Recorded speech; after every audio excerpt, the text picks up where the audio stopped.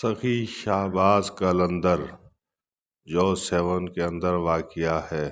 اصل نام ان کا عثمان مروندی ہے اور لوگ اسے قلندر کے نام سے جانتے ہیں کہ قلندر کو اس وجہ سے مشہور ہوا کہ اس دور کے کچھ لوگوں نے ان کے اوپر یہ فتوے لگا دیے کہ آپ کیسے قلندر ہو، تو لوگوں نے اس وقت کے حالات کے مطابق ایک بہت بڑا کڑایا تیل کا گرم کیا اور کہا اگر آپ قلندر ہو تو اس میں چھلانگ لگاؤ۔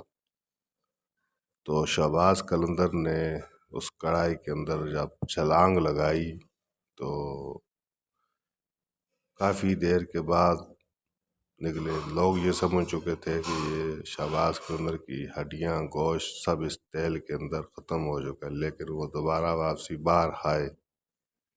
انہوں نے سب کو کہا کہ جس نے راحت پانی ہے تو اس کڑائی میں آ جائے، لیکن جو فتویٰ لگانے والے تھے ان کے اندر اتنے سے کہا وہ تو خالی فتویٰ ہی لگا سکتے تھے۔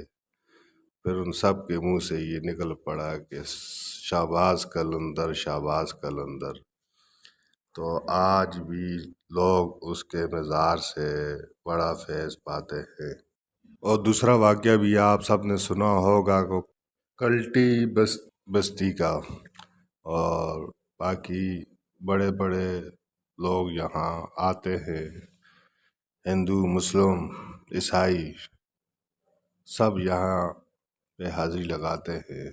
باقی ہر انسان کا اپنا اپنا عقیدہ، اپنی اپنی سوچ، اپنا اپنا انداز ہے، لیکن اولیاء کرام کے بغیر دنیا کا نظام رب نے رکھا ہی نہیں۔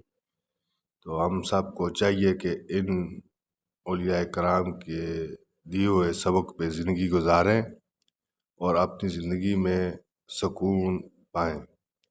تو جو لوگ اولیاء کرام کی بتائی ہوئی راہ پہ چل رہے ہیں وہی لوگ انشاءاللہ کامیاب ہوں گے، کامیاب ہوتے ہیں۔